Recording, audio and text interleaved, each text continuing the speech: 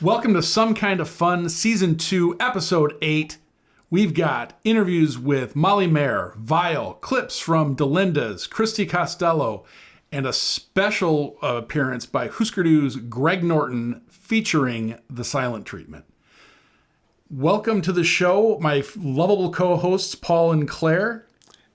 What do you got for us this week? What was your favorite show? Pretty damn lovable. Actually, my one of my favorite shows this month happened on August 31st, and it was the Bacchanalia for Virgos, and it was headlined by Christy Costello.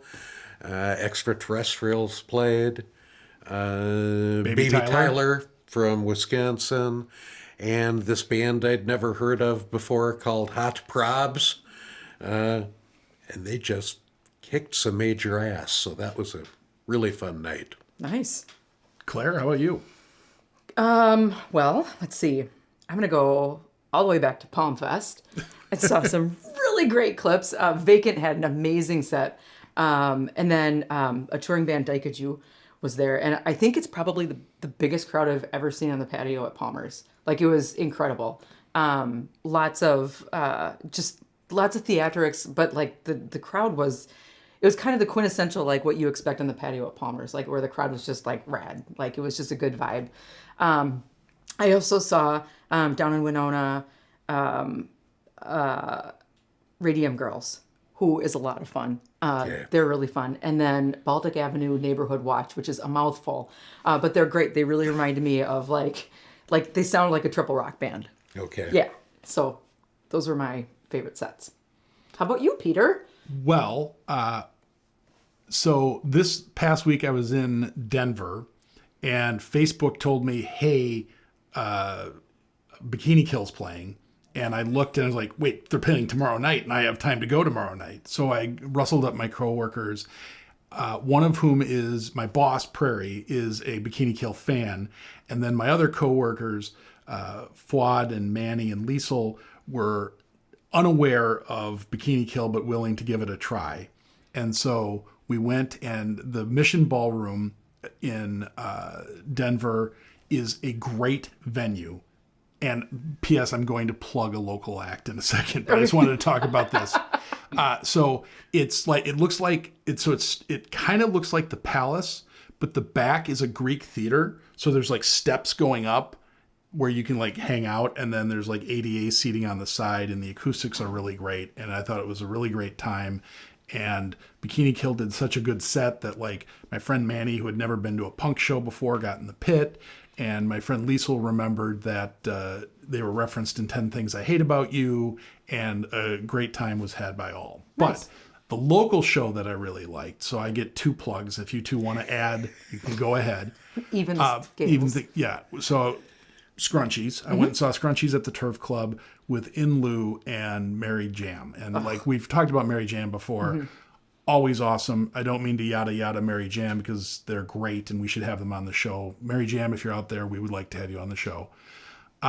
In Lieu, I'd never heard of before, but they were loud. And like I had my earplugs in and I was like, I'm not sure this is enough. And so they were really great. And then Scrunchies has like this whole new vibe that, like, I feel like it's 1991 again, and I'm going out to shows and I'm seeing bands that are going to become huge, right? That's the vibe that, like, they're just got this new music, this sound, the Steve Albini sound that they've got going is just cool. Great. And I'm really excited for what the future holds for Scrunchies.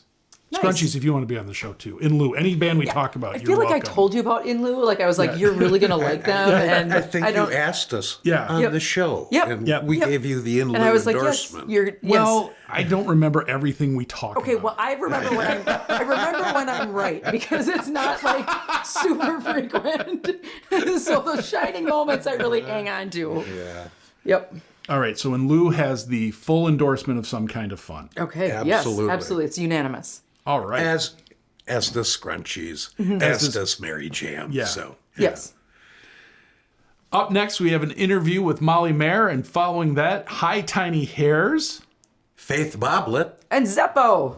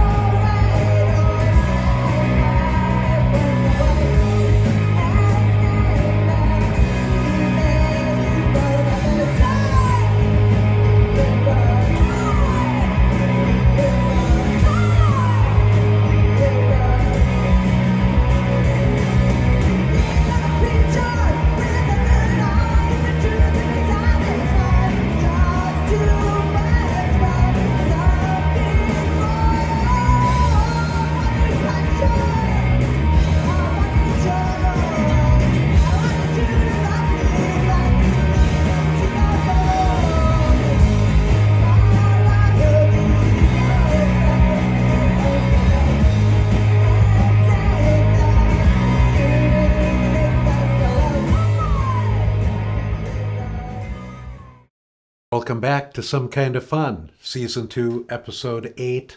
That's 20 for the arithmetically challenged at home. I'm here with my good friend, Molly Maher. Molly, how are you? I'm doing well. Good. Yeah. So good to see you. Great to be here. Thanks for coming. Yeah. So let's start on your personal music side of what you're doing these days and a little bit about how you got there. Okay. Well, these days I'm wearing a lot of hats, just trying to pay the bills. Managing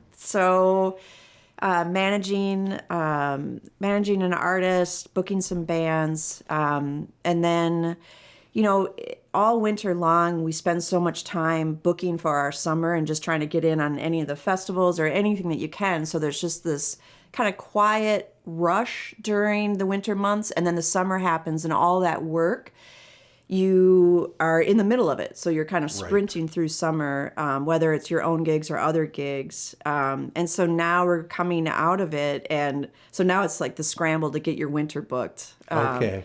So that's kind of where I'm at right now, is just finishing up some summer stuff, looking towards the fall, and then just trying to figure out what would feel good for next year. Yeah. Which for me, in my own personal music, is writing new material. Okay. So trying to kind of let go of the gas a little bit and trying to work on letting some new songs come and workshopping those. That's the beauty great. of being a musician in Minnesota. It's an indoor sport. So. Well, you could work outside in winter, I suppose. Truth. Just not for long periods of time. Yeah. Yeah. So are you and the Disbelievers going to do the White Squirrel residency again this year? Yes, Okay. that's in the works for Okay. sure. We love that gig. We used to do a weekly gig at Nye's for years on Wednesdays, about 7 years, and then we went off and after Nye's went through its transition, we moved over to the Astor and did a couple more years there. So it was great. It was a great way to just keep time on your feet. But weekly starts to add up. So coming back to trying to do a residency monthly felt great. And for me, it was important to have an early show. So these gigs that we do at the White Squirrel are 6 to 8 on Wednesdays. The second Wednesdays, we're number 2.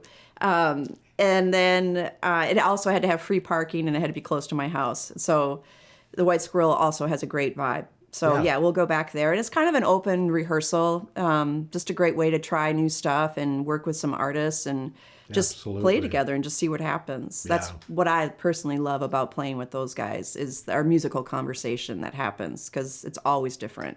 Or Right. at least I try to make it different. Yeah. So yes, Always we'll come so back. much fun. Thanks. Yeah, I'm looking forward. Because as you know, it's close to my house as well. That's right. Yes. And it's early. Yes. 2 things I really like. Oh man, yeah, I'm in. I'm in for it. I think the pandemic helped shape seeing music differently, whether it's a hybrid with streaming as well as seeing it live, but then also just like this new, early is good, and it's been interesting seeing so many venues embrace that, like the White Squirrel again. Let's have shows at 1:00 on a Sunday. I mean, everybody's schedules are different and fluid. So I've been really appreciating having these opportunities to try new things, Yeah, that's great. new times. Yeah. And you talked a little bit about it, but can you give us a little more on your current role as an impresario, both a booker of bands, a manager of bands? Well, I manage. I'm so fortunate to manage or work with Tina Shaleski. She was a hero and a huge mentor for me coming up. And this opportunity had opened up, and we were already working together on some other projects. And so that's been really, it's been really great and inspiring to work with her, go back into her catalog, and just try to see where we can go and if there's any new spots we can go into or new ways to showcase her music. Not just a legacy act, she's still creating and pushing herself. So that's been really fun. And then I booked some other bands, and I booked some like patio series, and but for me right now, it feels really good to match people's energy in working with artists. But I also I run a nonprofit with Todd Clauser called Music Mission. So we are working on some programming for that. And through Music Mission, we also do the Lakeside Guitar Festival, which we just did at Como. But we're talking about now expanding that to Mexico City in February. Oh, wow. So we're working with a space down there and some artists down there. So just keep building. And then I also book with two other friends. We started a festival called the Lute Song Music Festival up in Lutzen. So, getting ready for next year, but then also expanding programming there. So we're looking at maybe doing songwriter retreats and kind of the shoulder seasons up on the North Shore. So just trying to keep building, seeing where there's maybe some room for some moves. Oh, that's great. By the way, I just want to put my own personal little push in here that I would really like to see Genital Panic again. Yes. So if you could get Tina to bring it back. Challenge accepted.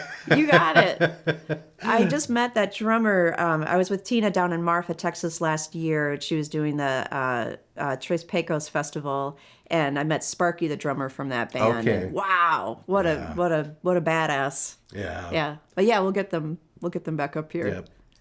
Awfully fun shows. Yeah. So. Yeah, I guess with the election too, that might be motivating for. Yeah. Yes. As I think the last election might have done as well. Yeah. To spur that band into action. So, so you personally, you're working on new music, you said. You want to work on it. Do you have any plans for when you want to get into the studio? Or is it more like I need to get X number of songs ready to go and then we'll head in? I don't know. I used to get so panicked about that. Like, it's got to be on the certain timeline or, and with my last record, it took me forever to do. And it's just, I get spread thin and I get distracted.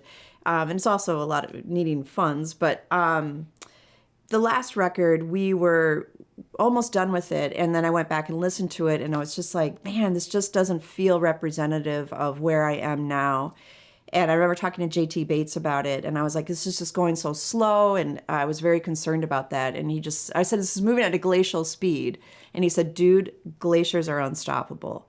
And that somehow gave me like some relief that it's like, you know what, it's okay. Everything on its own time. Right. We're being saturated by so much, grabbing at our attention. I don't want to just scream into the void. Like, if I'm coming in there, I want to give something of quality or something that I feel good about. So as far as timeline, I don't know. I mean, sure, It'd be great to have it done by, next spring. But knowing the way things work for me, it might not look that way. Yeah, Yeah. Exactly. The last record, so when we finally started to redo this last record, the record is called Follow. We ended up going into the studio with a bunch of some of my favorite players, and we just played kind of the same thing for about an hour and just let the rhythms kind of change. And then we got done with that, and then we split it up, and that's how I made the songs out of that. So I love that experience. So maybe something like that again. I'd love it to be, collaborative like we did the last record too. Okay. Yeah. All right. And then is there any movement on, is it called the Pajama Party? Vajama. Vajama. Yes. Thank you for asking. I started having some, just because I started having these gatherings of just some women around town that were active in the music scene, and just to kind of bring us together and talk about some things. And it was mainly when Tina was in town, to have her just kind of meet some other artists and just be support. And Becky Capel came up with the name, and she said she was talking about something else that she has been working on, but she'd said, I'm coming up with this thing called the Vajama. And then I decided, well, we're going to call these Vajama parties. Oh, nice. But we started playing music together during these parties or these gatherings. And then just this band started to form out of it. And that's also with Tina. And it's called Quattro.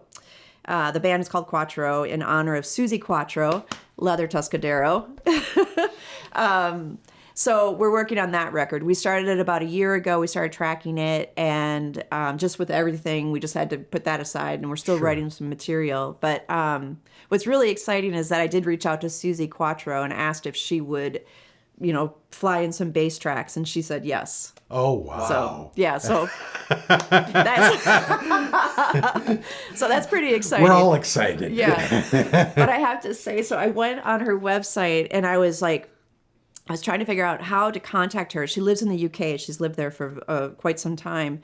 And on her contact page, she's got a stack of contacts, for press, for booking, all the things. And I just started clicking on all of them just to see what emails would come up because they were just links. Sure. And then there was 2 that would come up at an AOL account. And I was like, well, now she's of an age.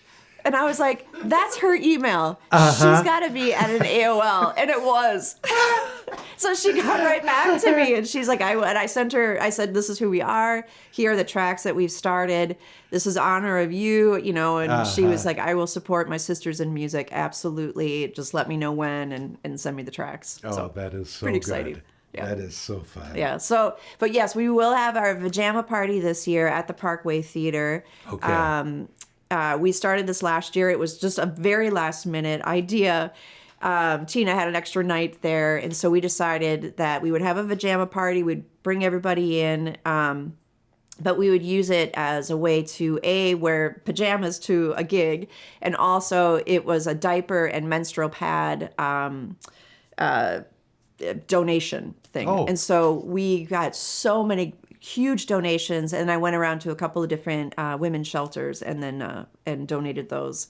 So that was great. So yes, we're going to do it again this year. I love that. Yeah. Thank you. Yeah. Thanks. Yeah. That was that's fun. Well, Molly, thank you so much for being here today. Thanks for having me. It's really great to have you. Appreciate it so much. And let's get out and give me a golf lesson. Yeah, we're going to go out and play. Yes. I like it. Thank you.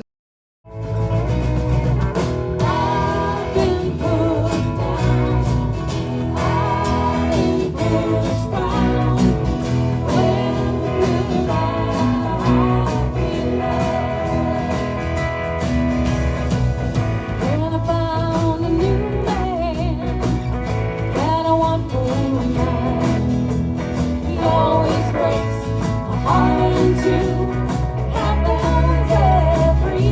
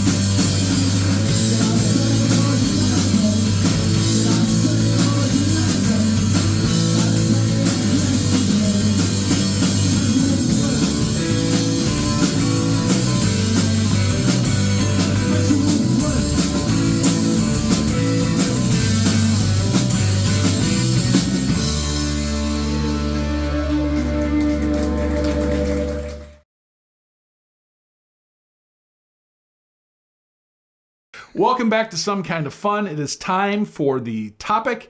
This month's topic, because it's September, is back to school.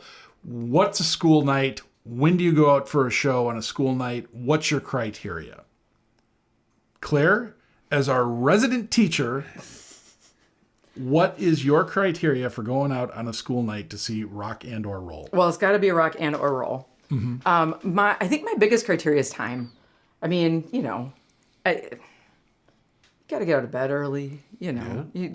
Also, like in the teaching world, I find I really, really do need a good night's sleep to do my job with impressionable children. Yeah. And things like that. So, yeah, I don't know. I think like probably just time is the biggest thing. Like the days of me like hanging out till 2 a.m. is like in Minneapolis and then driving 45 minutes north are over. Yeah. Over. I'm too old. It's too fucking old. Paul?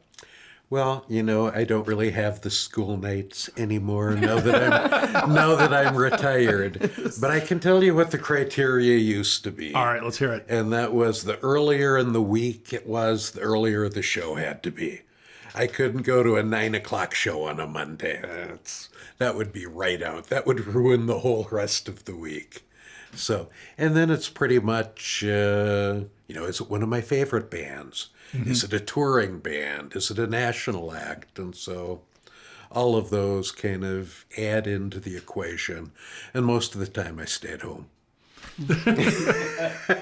So my criteria is, first of all, to piggyback on your point, Paul, Thursday night is the new Friday night. So if it's later in the week, much more likely. What time is the set time at? I'm willing to go to a show that starts at 9 o'clock. I'm not willing to go, or I'm willing to go see a band who's going where the main event's going on at 9 o'clock. The main event, because that's what they call it. It's like professional wrestling. It's like professional wrestling. Headliner. When the headliner is going on at 9 o'clock, I'll go see that. If the headliner's going on at 10 o'clock, maybe not. Mortimer's. Also, summertime is different than Right. the winter. And then also, I suppose when it really gets right down to it during the school year, is it January? Is it December? Probably not. I'm hibernating. Yeah. But I thought of one more criteria. Okay. The likelihood of which I'm going to see that band perform again. Oh, sure. If I know that there's a good chance that I'm going to see that band again sometime down the road within the next 6 months or year, and it's really late, I probably will. And it's January. yeah. And, pigs are flying and there's roads are icing and things like that. I'm probably going to stay at home. If I know that it's either a touring act or it's a local act and I'm not going to have a chance to see them again, I'm going to go and I'll just stay out until 2. It's fine. Right. And suffer. And suffer. And you know what? And is a cost-benefit analysis. Exactly. The good thing is, though, since you're a teacher, you can share that suffering. It's a social emotional lesson, really. It It's is. like, It really when is. Miss Luger's frustrated, she puts her head down on the desk, tells the kids to read for an hour. Just kidding, I don't do that. Oh, am I getting a text from Meg yet? Dear Board of Teaching, don't show this to my principal. Yes. That was all Paul Ingebrigtsen's fault. Thank you very much. Up next, we've got clips from Slow Death Constant insult. Christy Costello. and the Arrivals, and after that, an interview with my favorite band, VIAL.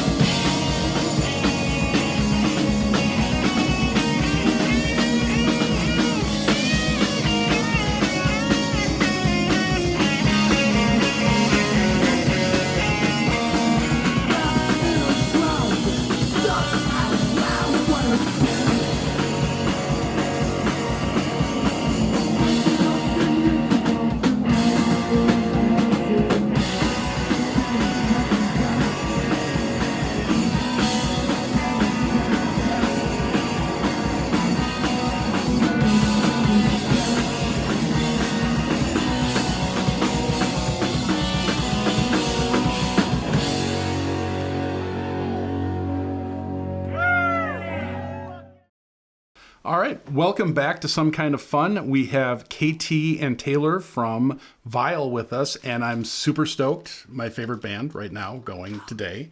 Thank you. Yes Way. So I discovered you in like 2021. The Apple algorithm pushed Loudmouth to me, and it's 2021. We're coming out of the pandemic, and I listened to you all like 3 times before I realized you were a local band. Oh, nice. And then I went and did all the research I could, and I found the TikToks and the YouTube videos. And so early on, you used viral marketing to market yourself during the pandemic.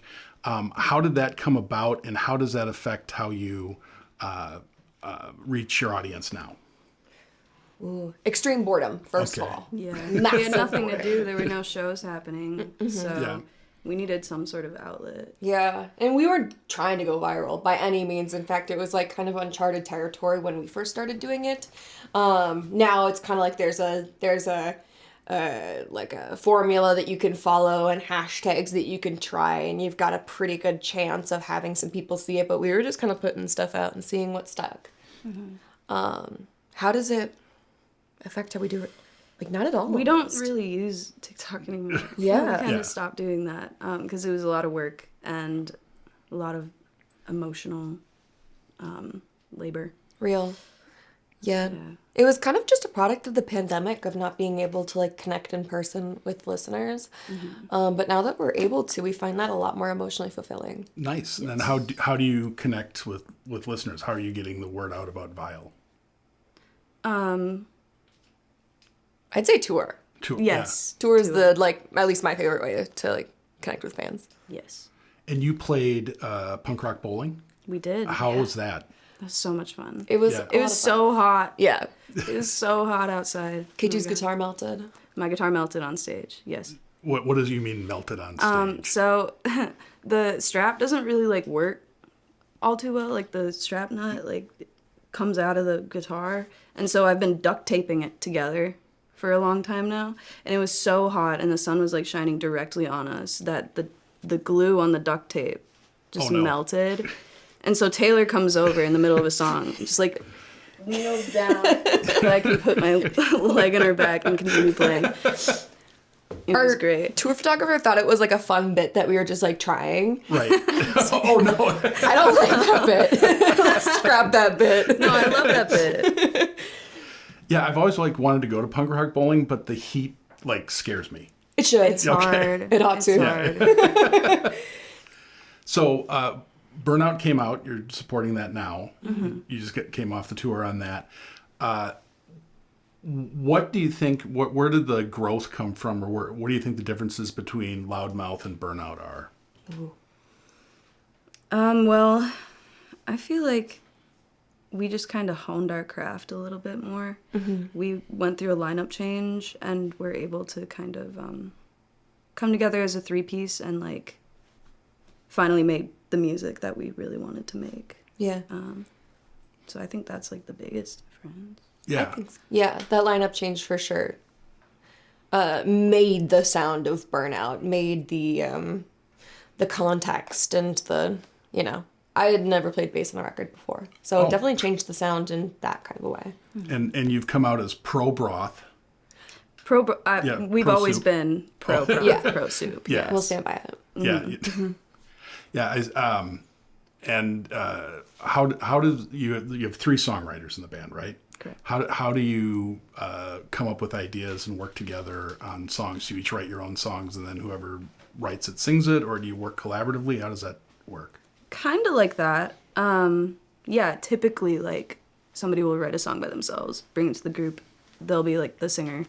Or if they think that a different one of our voices like fits better with the vibe of the song, then we'll hand off vocals to them. But We've been doing that a lot more recently. we've been doing a lot more collaborative writing too. Yeah. Recently. We just which went has on been a lot a of fun. Yeah, we just went on a cabin trip and wrote in the woods for like a whole day, and then drank a lot of rosé, played a lot of Clue. I got very drunk. Can I ask about this writing that you've been doing? Is this related to horse divorce? And what is going on with horse divorce? Oh my god. Not the allegations. We kind of like want to keep VIAL and Horse Divorce like separate Okay. entities. All right. But like, it originally was gonna be like a VIAL side project. Okay. Because we're tired of not like playing house shows and having to like do radius clauses and all of that. It's been, I don't know. I miss like the DIY scene here a lot. I miss playing in Minneapolis. We never get Yeah. to. Yeah. Well, we miss you. So that's kind of how Horse Divorce came about. Okay. Yeah. I was sick of people asking us on the internet to come back to Minneapolis. Like we don't live here. We are also stuck in this hellscape. Yeah. So so you're writing new songs. What do you think is the future of VIAL or Horse Divorce? And/or? Being two separate projects, Horse Divorce is more of a hardcore project. Okay. And VIAL is going to stay the classic sound, you know. Well, kind of. We're kind know, of leaning, yeah. we're leaning a little bit more brat punk with our new stuff that we're Okay. writing right now. I almost wonder if that became classic with the songs that were popularized off of Loudmouth. And Maybe a little bit. I know. don't know. It's hard to know.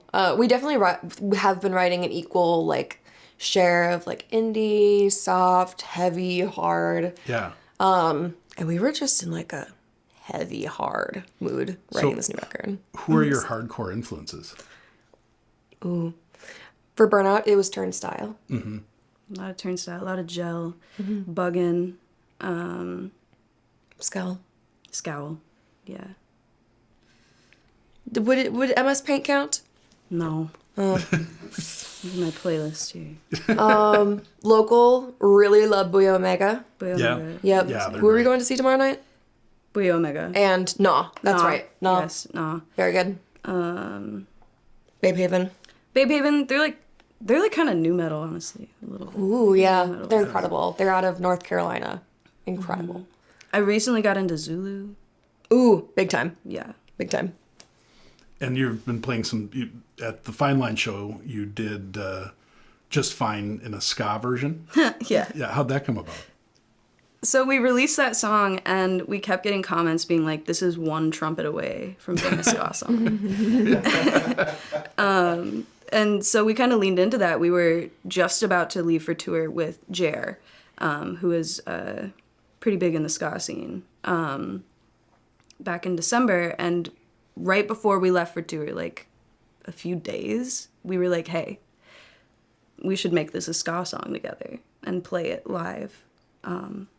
When we're touring together. So that's kind of how it was birthed. It's definitely the highlight of like every set list. That was so great. Yeah. And then we went back to playing it just as VIAL. I was so sad. Yeah. Doesn't Well- hit the same. Well, there's less horns. I know. Right. Yeah. Less friends, less horns. Yes. All right. Well, thank you so much for the time. I Thank appreciate you. it. Yeah, thanks. Appreciate it. Yeah. All right. Thank you, VIAL. Cool. Sweet. Thank you.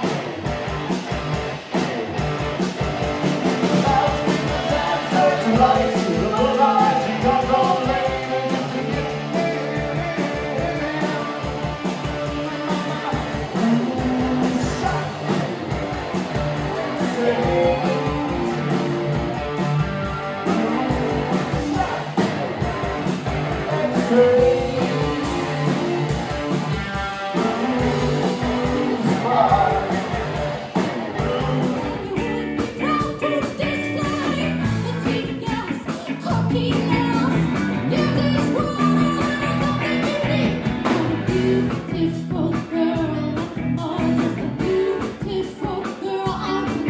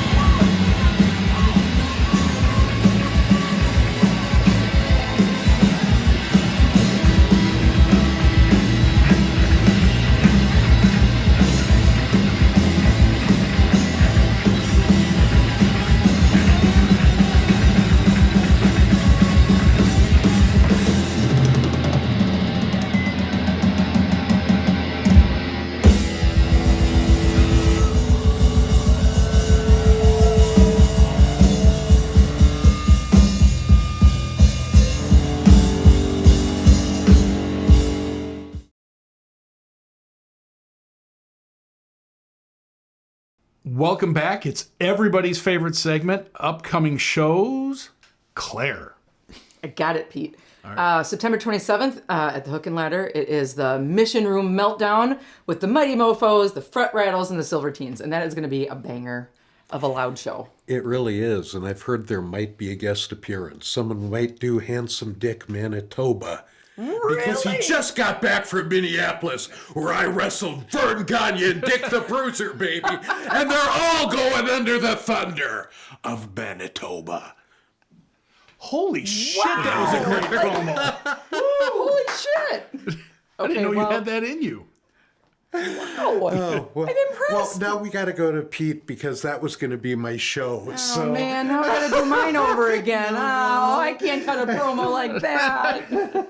So I'm looking forward on September 28th at the Parkway Theater, Do Re Mi 2, which is a tribute to sexist songs reclaimed by femme presenting singers, including our guests Taylor and KT from VIAL.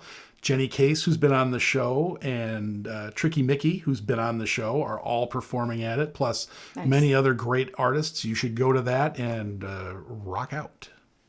On Thursday, September 26th, Mary Bew and the Monarchy are playing at the Ice House, and that'll be a tremendous show. And all of those shows, I think, is the last week of September. Mm-hmm. I noticed that too. Wasn't that fun? As is my birthday. It's just a hell of a week. What's your birthday? When is your birthday? September 29th. Oh, that's a great day. It is. We'll be filming our next, I know this isn't film, it's digital. We'll be recording our next Kind of Fun. We're just going to take the verb. Right. Yes. All right. And playing us out is The Silent Treatment featuring Greg Norton, friend of the show.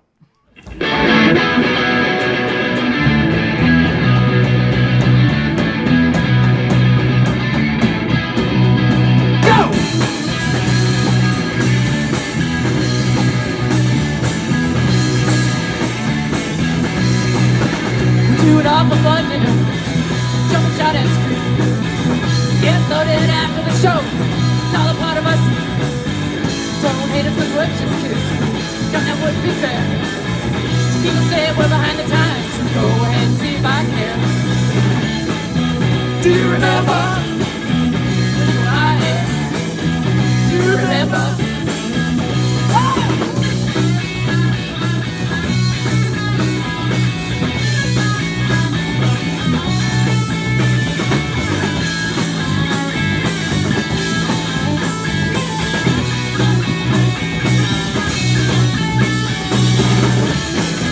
Do you remember?